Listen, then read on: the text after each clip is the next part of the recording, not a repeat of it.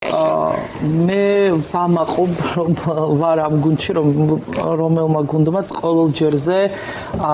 გამოხატა და დაანახა მოქალაქეებს რომ არის ყოველთვის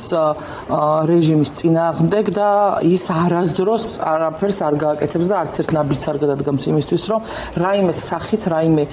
რაღაც კონკრეტული რაღაც 0.001%-ით მაინც კი ლეგიტიმაცია მიანიჭოს ამ ხელისუფლებას და ამიტომ ხდება ის რაც ხდება ამიტომ დააკავეს ჯაფარა, ამიტომ არის რიგში ნიკა მელია და ამიტომ არის შემდეგ ივნისში რიგში ნიკა გვარამია.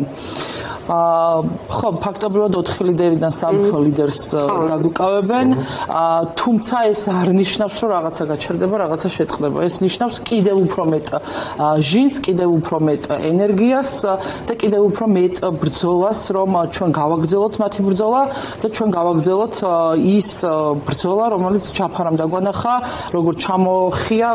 სისტემას მთელი რაღაც ნიღაბი და დაანახა ყველას რეალურად რა არიან, ვინ არიან და როგორც ჩიხი შეიყვანა სისტემა, მაგალითად ბოლო საათებში, რომ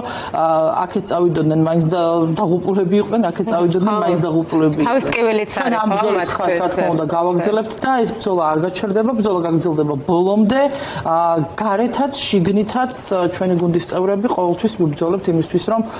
რაც შეიძლება მალე დავამარცხოთ და დავამხოთ რუსული რეჟიმი.